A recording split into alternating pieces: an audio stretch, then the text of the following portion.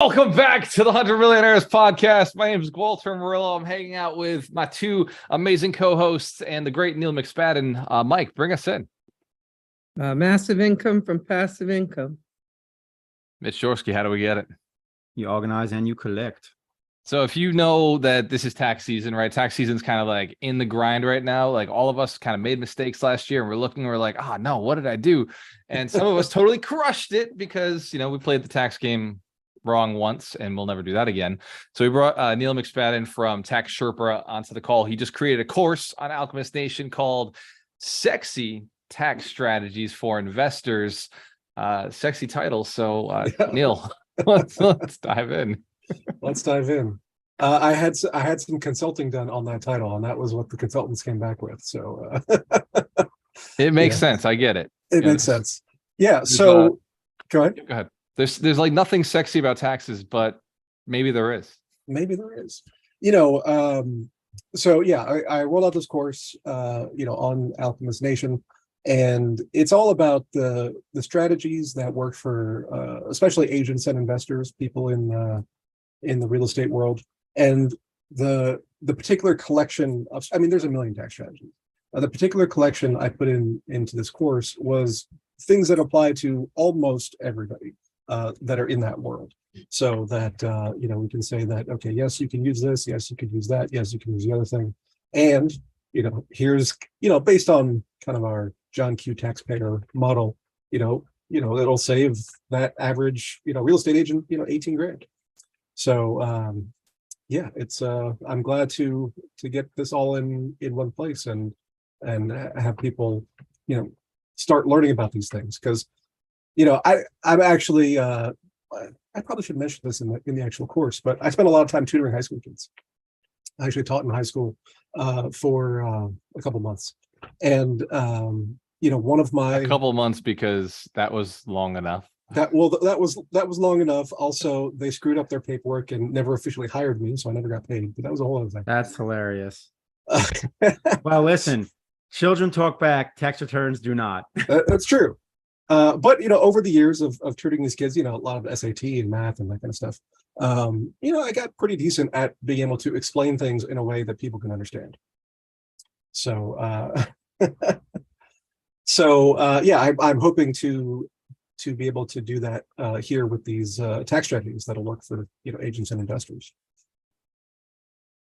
Awesome, Mike. Send me your address. I will send you $100 Millionaires mug. That is. I mean, I'll do the same thing. Send me your address in our WhatsApp Three Musketeers group. Instead of my crypto mug, I'll drink out of that instead. So, Neil, they kind of. Me and Mike, we were talking about realtors, months back. It was maybe 6 or 7 months back. We started doing this course called Working with Investors, the 7 streams of income for real estate investor friendly agents. Mm-hmm. Because our mission is, to teach agents how to build 100 millionaires, right? Like we've built 24 over the last 3 years. We know this year or the next year, like we're going to nail that 100 of our own. So like, how do we expand this mission, take it to the next level? We're hanging out with a billionaire, Vinny Chopra. He keeps telling me a million millionaires. And he's actually got me thinking that it could happen. So it got me thinking, who could do it? Because a million millionaires is a lot of work, right? Who does the work? It's realtors. So me and Mike said 10,000 realtors. We're going to put 10,000 realtors on AlchemistNation. We're going to support them. We're going to give them all the information they need. And Mitch is, writing his next book, his 401k book, so that people will know how to take their money and unlock their 401ks. But realtors are losing, like you said, $18,000 a year on their taxes. Mm-hmm. That's a down payment. Full disclosure, it was a self-interested conversation because Walter and I were starting Alchemist Title. And when he asked me who my avatar was, I said, it's realtors and Walter's like, oh my God, that's so easy. I worked with realtors forever. I've trained them all. Let's get 10,000 realtors in the room and that'd just bring in a lot of title. And we, from the other side of it, we want to do it so that we can serve people, because we've heard horror stories about title companies not doing a good job. And so it's really not about the money making at this point. It's really about being able to do a service that serves people. So yeah, it's kind of cool. It makes a lot of sense because Neil said the same thing, right? Neil's like, who is the worst at their taxes? The absolute worst. He's like, of all the business owners out there, financial That's planners are funny. not as bad at their taxes as realtors are, right? It's And true. real estate investors are, I mean, although you sat with some of our students and you said there's one that you saved 200,000. So real estate investors are not supposed to be as bad at their taxes, but Yeah. if you're to compare them, realtors are definitely worse. I Because got a they're question, barely Neil. Do business they, owners in most cases. Go ahead. Neil, so they get these commissions. Mhm. Do you have them like set up an account to put 40% of those commissions in? Because I have a friend who's a realtor, as soon as he Yeah. gets a commission, he has a little tax account and moves 40% in there because he doesn't want to spend it. Yeah, I mean, 40% would be high. I mean, maybe if he's in California or something. Yeah. Rhode Island's not too that bad, but yeah, I mean, it's not a bad idea. I'm a big fan of the profit first system, where when you bring money in, you allocate it for operations, for my own living, Sure. money, and then having a tax savings account. So it's not a terrible idea, but Nice. what you don't want to be over saving. Hold on. Did you say profit first, as in the book Profit First? as in the book? Yeah. Bro, I am having, if you guys are open to it, by the way, I'm already volunteered us, but I'm going to have the author of the book Profit First for Real Estate Investors. He's friends with Nice. Mike McCallowich, and Oh, I I'm would friends love with the that. author. Yeah. So Would love that. I've never yeah, we're heard gonna of have that. him on. So Put Neil, it in the chat. promoting it Let me already. get that. Honestly, So- that's get- funny. I have I heard want of that that book book. because I was just on a like networking Zoom with a rep for his podcast who I believe was looking for like guests. So Yeah. Nice. Yeah, so Walter should I'm a probably big go fan. on. Donated a course to Alchemist Nation, much I'm a like big fan of Profit First. For a while, I was a Profit First certified professional, but I let that lapse just wow. because I wasn't really marketing it. But yeah, the system works great. But if you're doing 40%, that's too much. That means you're not optimized, you're not doing things right, and that money could be better used, on your behalf. Investing in more units, or investing in yourself, in your education, or investing in something. Even if it's just a boring stock ETF, kind of thing. So no boring stock ETF, not allowed. Don't do it. No, no. Is that a God, bad word? no. Yeah, it's David Richter. David Richter wrote the book Profit First for Real Estate Investors. Thank you. I got to get Neil McSpadden and David Richter on like the same call. That'll be just badass. So Yeah. so you understand kind of the challenge that we face with realtors is that they don't follow instructions, and a lot of times they're like, business is like, they're like, well, I don't actually know what I'm going to make this year. Right. So they're kind of all over the place. They don't do quarterly returns. Obviously 40% I think is excessive, especially if you're in a state like Florida or Nevada, where we don't pay taxes, or Texas or Arizona, where we don't pay state tax. So what are some of the strategies that a realtor could, or at least what could they start looking at? Yeah. So, I mean, first and foremost is you want to get, incorporated or organized. So either LLC or corporation or PA or what have you. I'm glad you said that, because I like about 3 years ago, me and Ron said the same thing. We're like, what we got to do? We got to get our brokerage, our like real estate licenses incorporated. Mhm. And our broker at the time was like, you can't do that. And then later on, we found out you totally can. You totally can. We Yeah. shifted brokers and found out you can. Yeah. So, that's actually the first lesson in the task course. And I call it ULLC. So different states have different requirements. So like, I have a lot of clients in Florida, they can do an LLC or PA, but it has to be their name. So first name, last name, LLC. In Georgia, where I am, you can be any kind of formation, any kind of name you want. There's no restrictions. Bro, I thought you were in New England. I have no idea why I didn't know you were in Georgia. What? You're like close by here. Yeah, I'm in Atlanta. For some reason, every time you talked, I was like, it must be snowing out where Neil's at right now. He used to Because be you're in the down in basement, Florida right like next to me. your office. Every time we jump on our mastermind calls, you're in the basement. So I'm like, Yeah. it's Well, got that's just where my New office England, is now. New England has basements. It's the only place I know. He's always bundled up. I think that's what does it. He has Yeah, like well, these the air conditioning in my house sweaters. is weird. So, I'm always Yeah. freezing or boiling in where I am. Man, I almost thought you were Portuguese because you were hanging out in the basement. It's all right. Not So there. I'm sorry. Go. Oh wow, I messed that up. Yeah. So you're in So, Atlanta. So I mean, different states have different requirements as far as agents working under brokers. Some don't care. Some want it to be a certain way. Some make it more difficult than others. So Texas is actually harder than other places, even though Texas is usually pretty business friendly. But whatever the case is, there is a way to deal with that. And then so you set up your business like a business. Part of the problem with real estate agents is they don't actually view themselves as business owners. But anybody who's working independently is a business owner. I mean, it's a small business typically, but it is a business, and you should be treating it like that. And on top of that, there are tax benefits for doing so.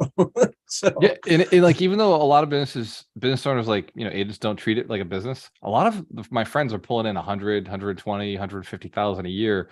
Yeah. And they're still not treating it like a business, even though it's pulling in good income. Yeah, I was looking up the average real estate agent the other day. Well, the average is not that great. Well, I mean, it was the number I found was just under 84,000.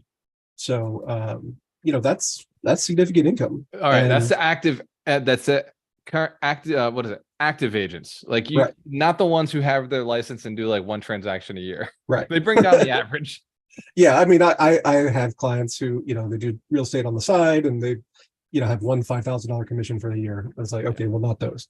But if this is your full-time gig and you are in the real estate world and you're selling property, or you're a buyer's agent or whatever it is, and or you're investing in real estate for your own portfolio, then you have a business. Yeah. And you should be treating it like such, and taking advantage of all the tax benefits that we can build into it for you.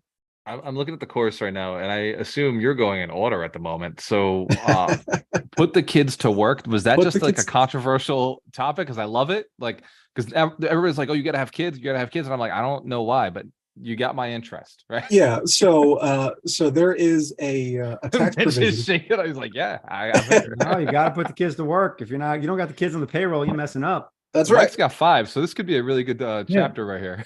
Yeah, we're messing up. Walter, you got to get started to save the money. Neil's got us doing that. We haven't done it yet. Yeah. So, actually, we need to talk about that. But so I'm obviously to the rescue. having kids or not is your own decision. But if you have them, which most people do, put them to work. So there are tax provisions for children who are employed by a company, like if it's a single parent that's owned by that parent, or if it's a married couple jointly owned by that couple. If they work and they're of certain age ranges, and they are you pay them within various parameters, you don't owe anything for Social Security tax, for Medicare tax, or for income tax, or unemployment tax in most cases. Do you actually have to give them the money? Yeah, you do have to give them money. They do have to do actual work. That's we're going to go over all that in the course about things. But especially parents who have kids with their teenagers, the thing I recommend all the time is have them do your social media, because they're doing it anyway. They're probably better at it than you, and that's a job that pays $16 an hour nationally. It's funny. That's the first thing Mike was like, I'm gonna have my kids do social media for me. Yeah, he's like that close to asking them. I think he floated it, and they're like, no. Teenage. I gotta have Emma do it. She's Emma will do it. Yeah, Emma will yeah. do So it. I mean, have them do your research, on your competition, on market trends, on all that, and then you can have them do your own posting for your own marketing. That's brilliant. Thank you. You can get Neil to do your social media. Just tell him to turn the camera on while he's at the gym, doing biceps all the time, every day. And then just put Alchemist title right underneath it. There you go. So next, you got a lot of value in the course, and we've got very short amount of time, 2 minutes left. So salary optimized. Yeah. So, part of the, becoming an LLC or PA or whatever is, tax entity selection. So there are options when it comes to how your company is treated for tax purposes. The vast majority of the time, the best option is to be an S corp. Something like 92% of the companies in America are S corps. And the reason for that is that, your profits, it's a pass-through company. So,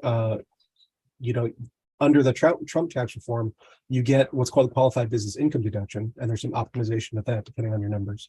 And then on top of that, though, you don't pay payroll tax on profits, on S corp profits. The IRS knows this, though. So you're required to pay yourself a reasonable salary. But how you determine that reasonable salary, there's a lot of nuances that go in there. So we want to optimize to make sure that we are, paying what we're supposed to for payroll tax, but not overpaying. For the longest time, I made my optimal salary $40,000, but then I had a lot of expenses with coaches and traveling across the country that came out to $75,000. So it was a fantastic model. I got the salary, but I still got to live the life of somebody, spending 115 grand.